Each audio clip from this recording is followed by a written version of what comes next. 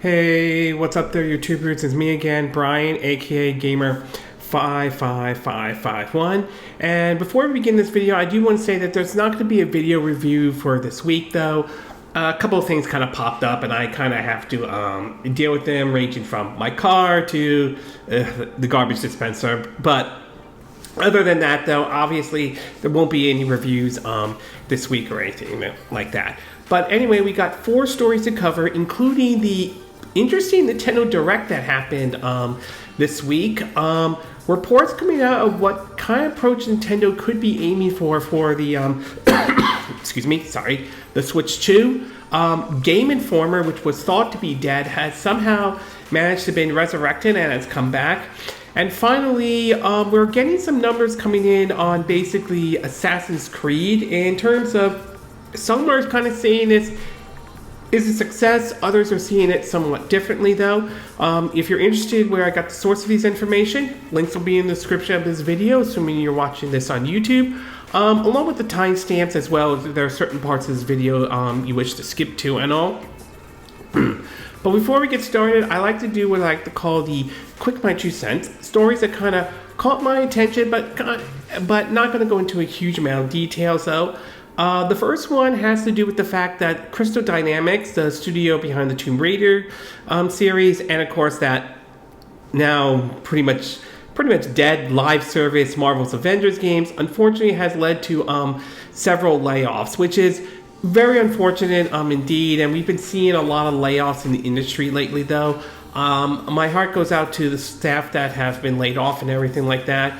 And I'm hopefully they could get hopefully they could find new jobs and everything like that. I think some people point to some of the layoffs is because of, with COVID kind of dying down and everything like that you don't need as much people as you used to and all. And that is a possibility. I can't rule that out. But nevertheless, very unfortunate for some of the staff at Crystal Dynamics. I hope they could get new jobs soon and all.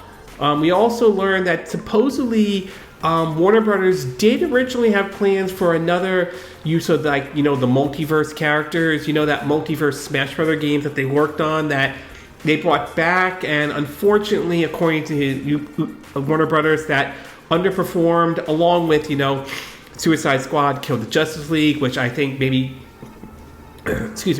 aiming for a live service was probably not the smart decision to make.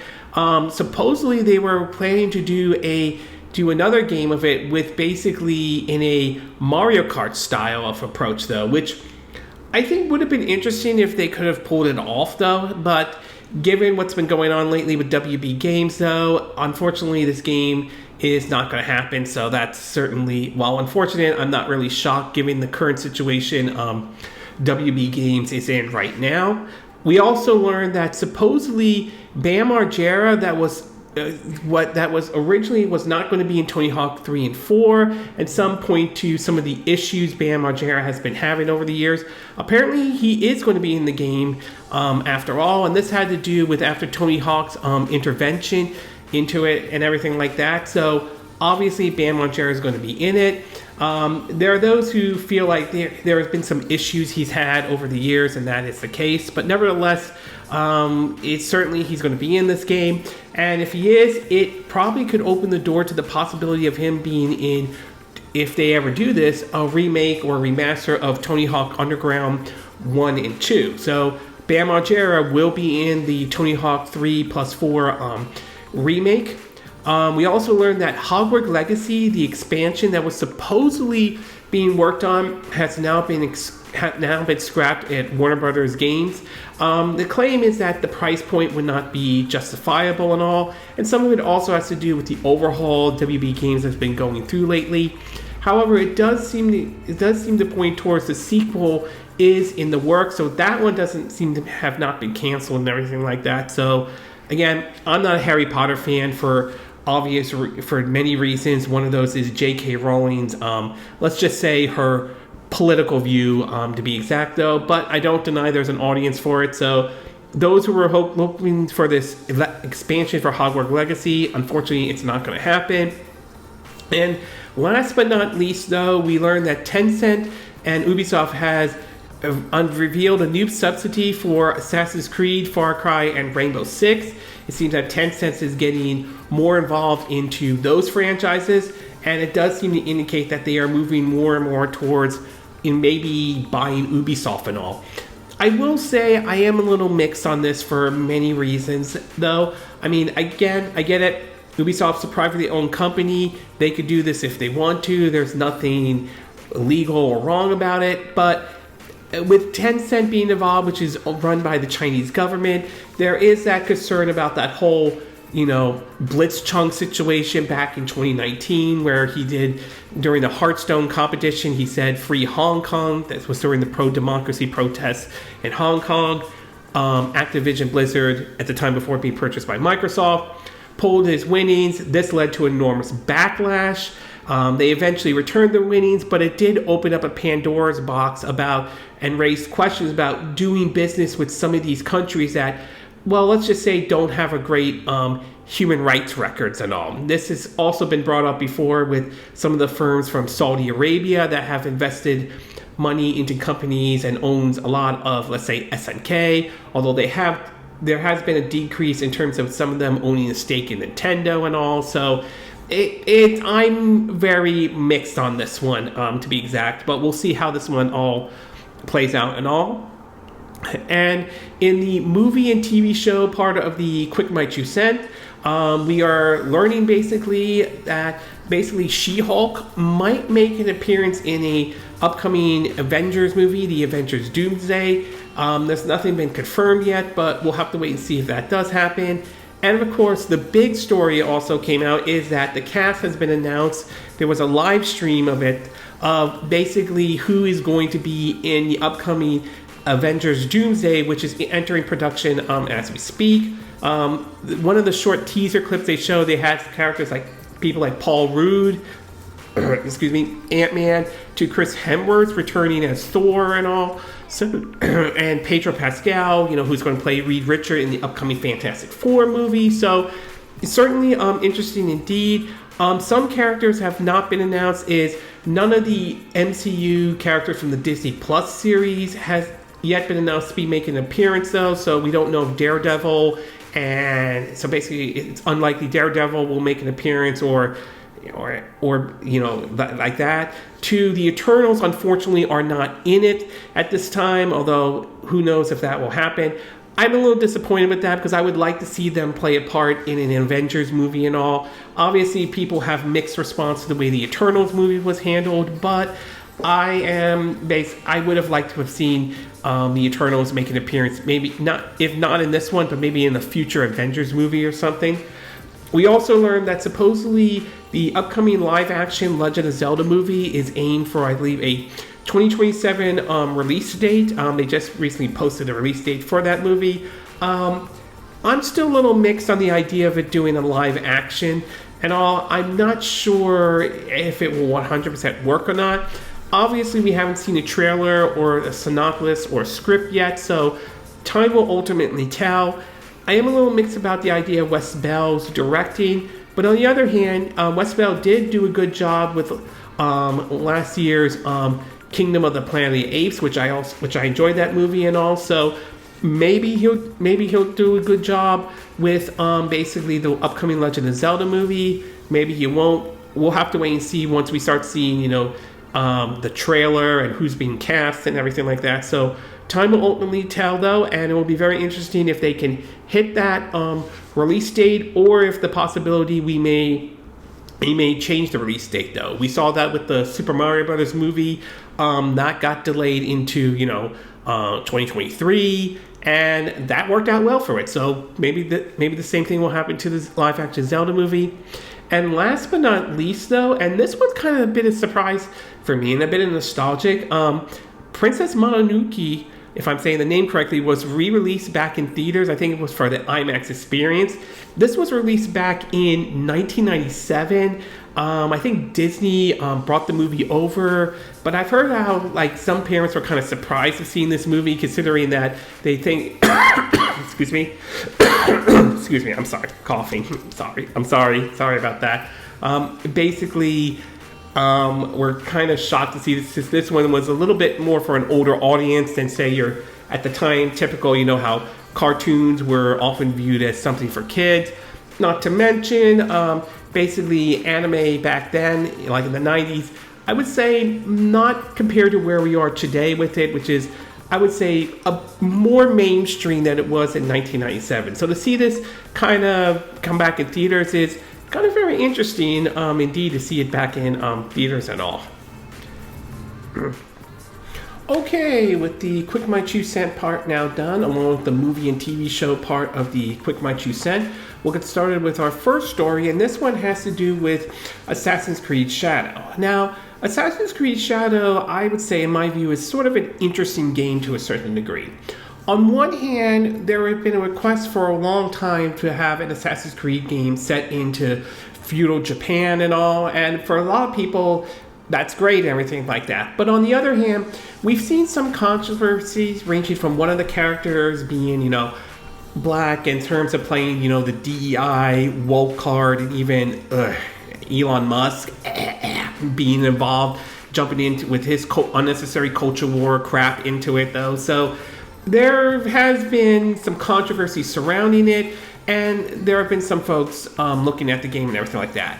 Now, interestingly enough, the game was supposed to come out last year, but following the poor reception or the underperformance of Star Wars Outlaw, they pushed this game originally to February, but then, excuse me, sorry with the coughing and everything, they pushed it into March. So now the game has come out. There seems to be some questions of whether or not the game has done well or everything like that. And depending on who you're asking this question to, there are those who think, yeah, the game is doing well. However, one analyst believes it may be doing well, but not to the scale that a lot of people are thinking, though. In the first one, it points out that basically, at least according to a tweet from someone named Christopher Drinks, if I'm saying the name correctly, is saying, in terms of physical sales, Assassin's Creed Shadow is the biggest UK launch this year, comfortably ahead of Monster Hunter Wilds. It's also sold more box copies in 1 week than Star Wars Outlaw managed in 3 months. But this person also pointed out it's well short of 2020's Valhalla series. And it is worth pointing out, I believe last time I checked, though, Assassin's Creed Shadow has supposedly over 3 million concurrent players on Steam. So it sounds like it's doing great, but even so, some are saying even if the game is doing good, this isn't going to be enough to help Ubisoft in the current situation that they are in. From an article from PC Gaming, it points out basically a comment from a analyst works at MIDIA Research.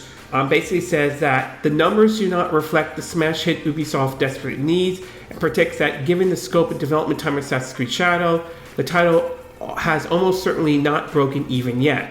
While launching on Steam straight away was certainly a bond for the game, the person compares Shadow's numbers to the platform to the port of Ghost of Tsushima, which trends on similar grounds to the new Assassin's Creed. Despite it being a port of a then 4-year-old game, Ghost of Tsushima sold roughly twice as many copies on Steam at launch than Shadows, according to the data pulled from Alana Analytics, if I'm saying the name, if I'm saying the name right, I probably aren't though. According to what they're saying, Assassin's Creed Shadows, excuse me, sorry. I'm sorry. Steam sales are pale in comparison to some of 2025's 2 mega hits so far.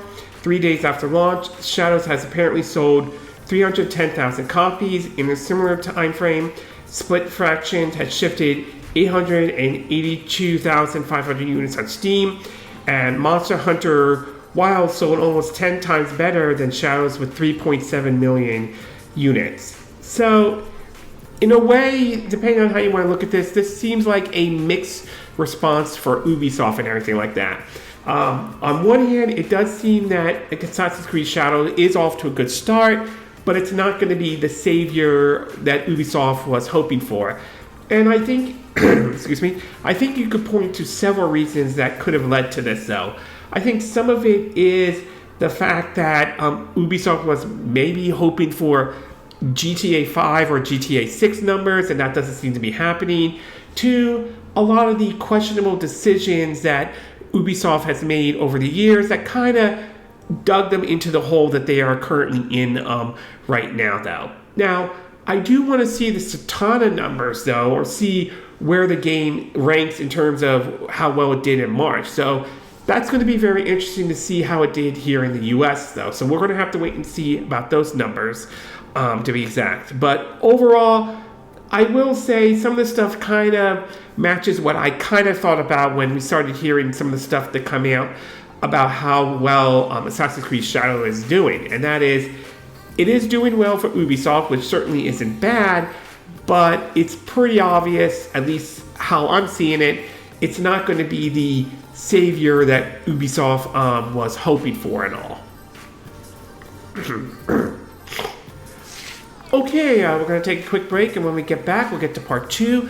And this one has to do with the return of Game Informer magazine. So we'll take a quick break, and we will be right back.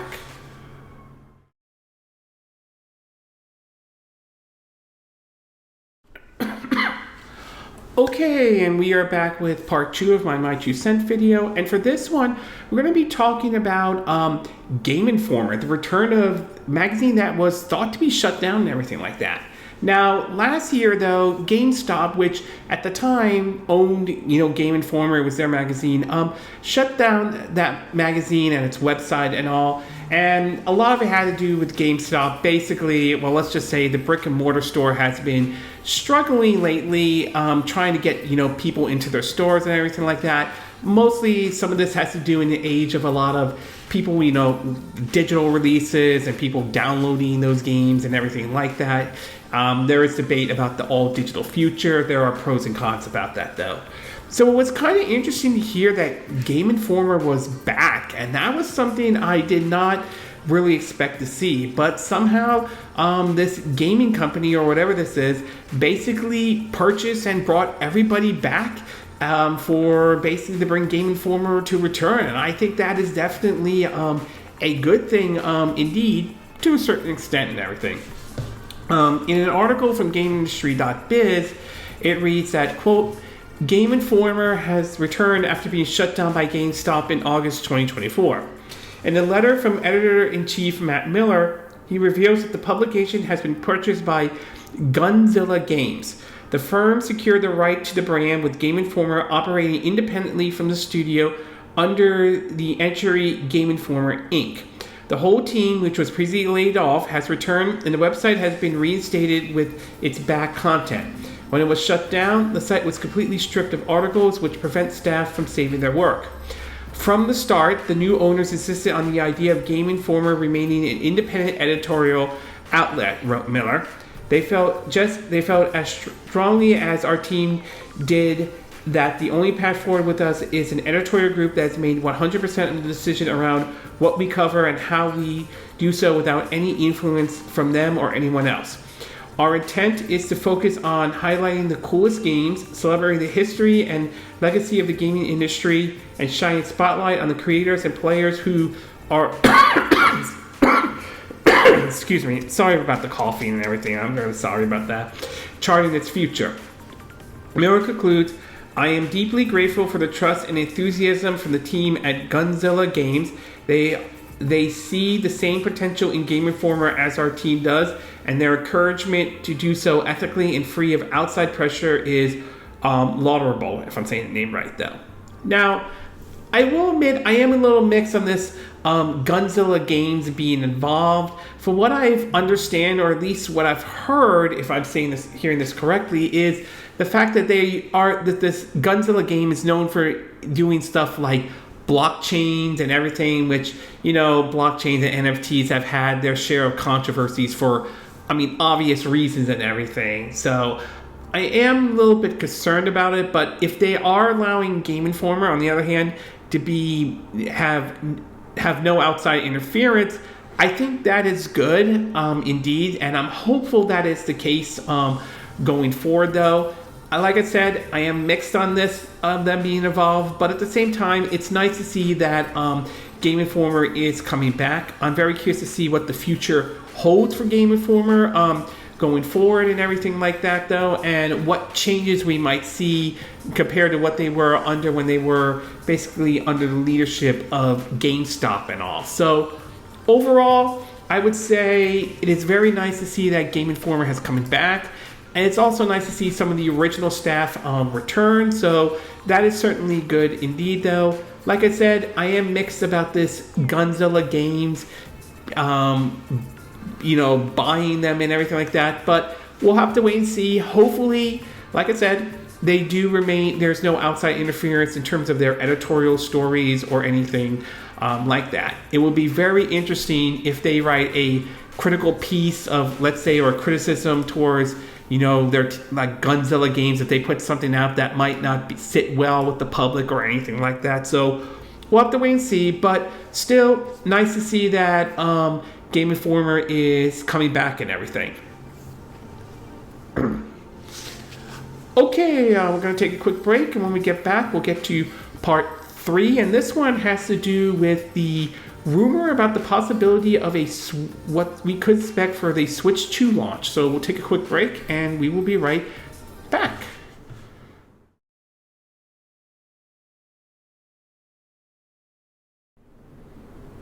Okay, and we are back with part 3 of my 2 cent video. And for this one, we're going to be talking about what essentially is a report coming out of what we could expect in terms of the launch of the Nintendo Switch 2. Now, obviously, next month, on April 2nd, though, Nintendo is probably going to spill the beans on the Switch 2 in terms of a lot of things. So, obviously, we're going to learn about maybe ranging from what features will be in it to even games themselves, what will be available at launch and everything. So, there's certainly a lot of stuff that we are hoping to hear about on April 2nd, though. However, a report from Insider Gaming seemed to indicate that Nintendo may be taking what is supposedly a 3-phase launch, assuming what this rumor is saying is true. So from the article from Insider Gaming, it basically points out that, saying that, quote, Nintendo Switch launch date, which according to people that I spoke at the event, basically this year's GDC, is at the event would fall in June. So the report from Tom Henderson is saying that there's a good chance the Switch could launch in June. Again, we don't know 100% for certain, so take it with a grain of salt. Anyway, continuing on, it reads that, quote, but that's not all. According to various sources, the Nintendo Switch 2 will launch its games in a 3-phase strategy, starting with primarily first-party games at launch. Again, it's not suggesting there won't be any third-party games, but it does sound like Nintendo will focus on the first-party games during the launch, at least according to what Tom Anderson is saying. Anyway, continue on. According to the sources, the second stage will arrive in October and November for third-party studios, many of whom are expected to develop kits for the Switch 2 to be set in June. Finally, it was said that the third phase of games will be in the holiday period.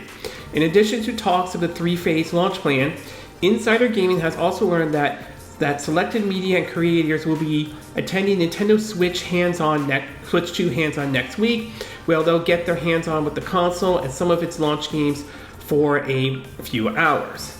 Now, I will admit this is kind of an interesting strategy indeed, and it is kind of interesting that assuming this is true, that Nintendo would want to focus on first-party games first for the Nintendo Switch around the time of launch. This is kind of a little bit different than when it was back during the Wii U era, where it did feel like they focused a bit more on the third-party launches and everything. So it's kind of interesting to see that with Phase 2 being the third-party support for the games. It will be kind of interesting to see what kind of third-party support we'll get. Will it be ports of games already coming out or something brand new? So that's going to be interesting indeed. And if the June launch date holds out as well, that means, assuming the rumors about pre-orders going up on April 2nd, assuming that's true, then that means that for a lot of us who want to pre-order the system, we're going to have to be, it's going to have a 2-month period in terms of, pre-ordering the system and all.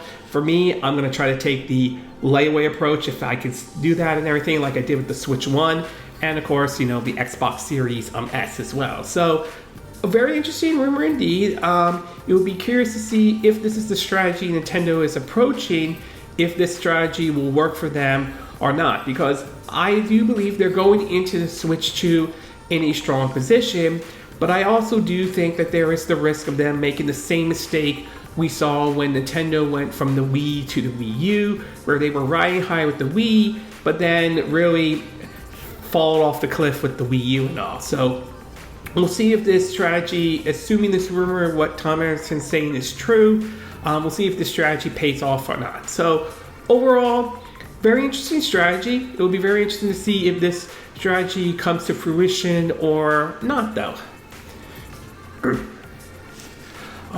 Okay, we're going to take a quick break, and when we get back, we'll get to our fourth and final part of our My 2 Cent video, and this one has to do with the surprise Nintendo Direct, or Switch 1 Direct, if you want to call it. That happened this week and all. So we'll take a quick break, and we will be right back.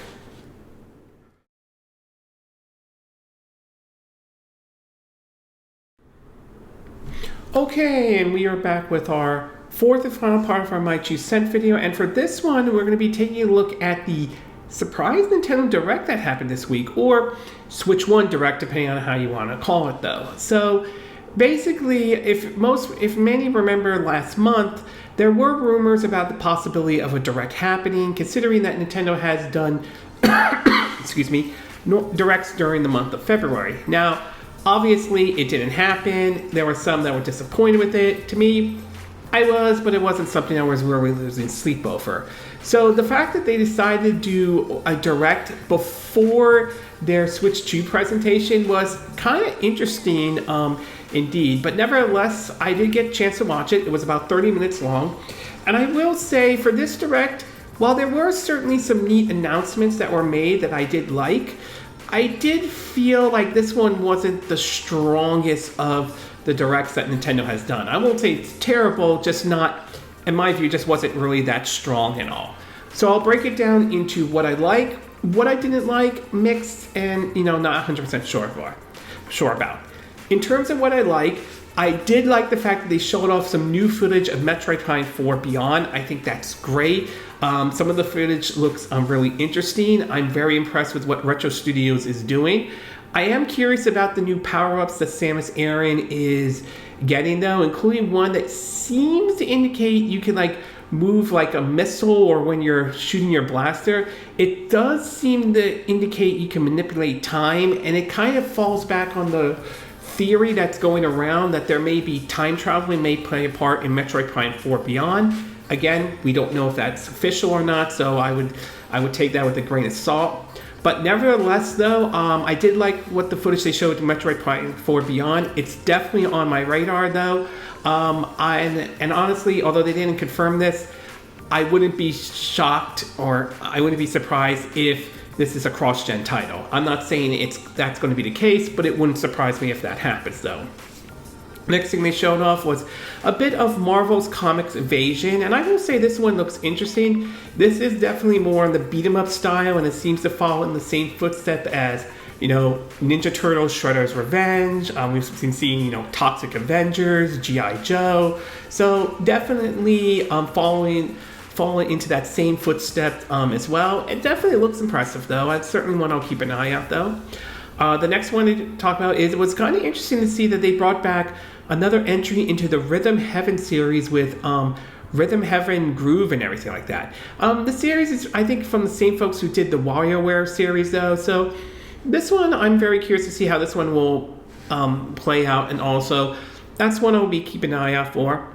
The next one I do want to talk about, and I thought this was very interesting, was this whole virtual game card approach, though. This is, I would say, really neat that they showed this, though, and I'm curious if this is their answer to, the all-digital future, to addressing the storage issue and all, although they do show that you can share some of your games back and forth, I think, between different Switches. They also mentioned, Switch 2, and I will admit there have been some parts of the video that they mentioned Switch 2 here and there and all. So, but still, this is certainly a nice feature, indeed, and it will become on an update in late April. So I'm very curious to see how this one plays out.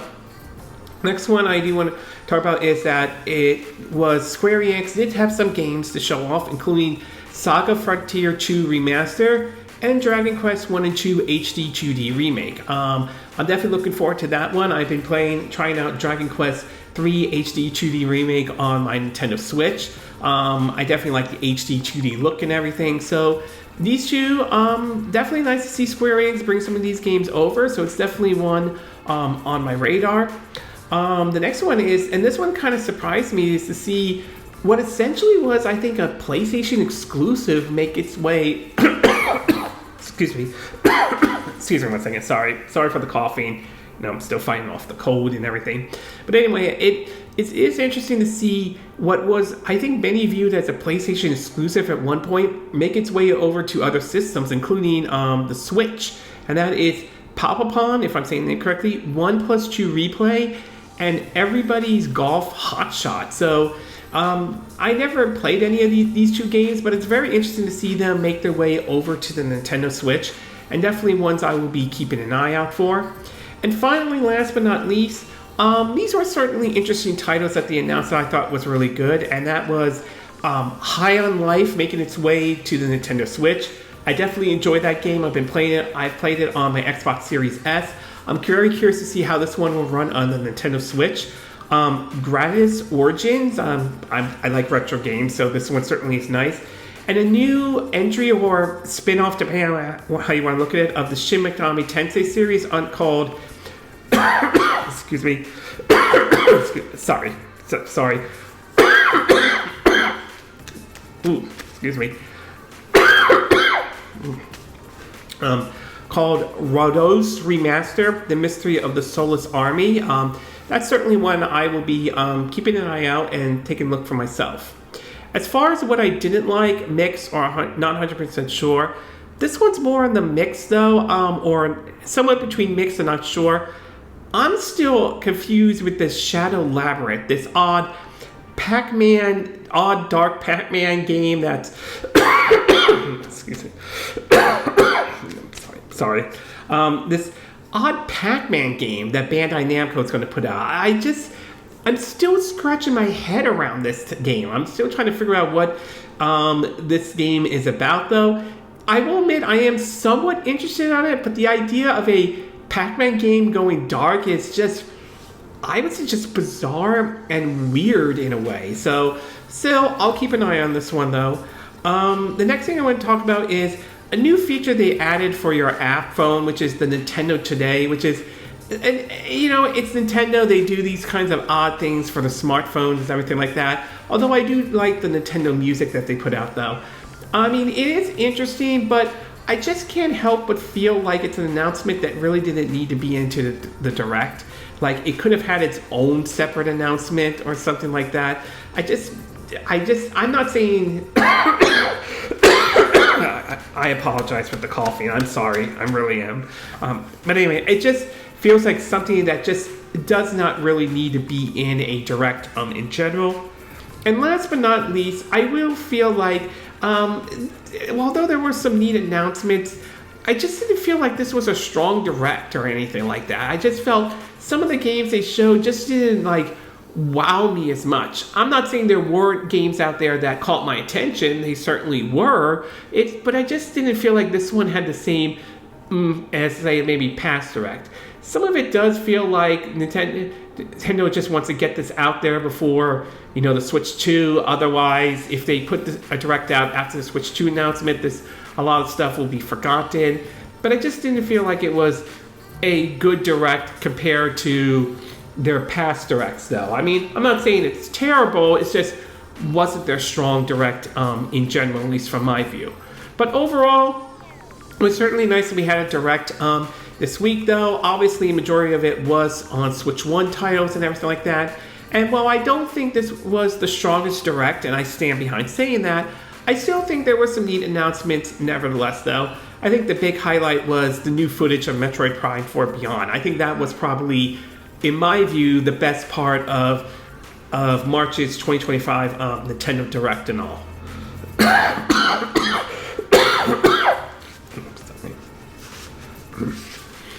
Okay, this concludes this My 2 Cent video for this week. And again, these are my opinion. What are yours? What are your thoughts about the sales, or at least the reports of the sales for Assassin's Creed Shadow, though? Do you think these numbers are good? Do you think this will help Ubisoft? Or do you feel like even with these numbers being good, it's not going to do much to help Ubisoft at all? And do you think we might see this number rank in the Katana charts, if I'm saying that name correctly? And if so, where do you think it could rank? What are your thoughts about Game Informer coming back? Are you excited to see them return? Are you concerned about this firm or this Gunzilla Games company buying Game Informer and everything like that? Are there some concerns you have about that in any way? What are your thoughts about these rumors about the Switch 2 launches, or this three-phase approach, though? Do you think this is a smart approach that Nintendo should take, or do you think they should take a different approach in terms of when the Switch 2 does launch at all? And what are your thoughts about March's 2025 Nintendo Direct? Do you think this was a good final send-off for the Switch 1 in any way? Do you think this was a good Direct? Do you think this was a bad Direct? Were there any games you were glad that they announced, or were there games you felt like they could have, that you wish they could have announced during this Direct? Do you agree with what I said in this video? Do you disagree? Do you have a difference of opinion? As always, sound off in the comment section below. Let me know what you think. And if you do like this video, I hope you hit the like button. I would appreciate it. Excuse me. And I hope you do subscribe to my YouTube channel. If you do, make sure you hit the bell icon for notifications of any new videos I put up. Also, feel free to share this video if you want to, and feel free to donate to my channel if you like. You could do it through PayPal me or Patreon. Links will be in the description of this video, assuming you're watching this on YouTube. And I will see you again next time when I do another video. Hopefully that'll be soon. Until then, from Southern California, I wish you all a good day then. Bye!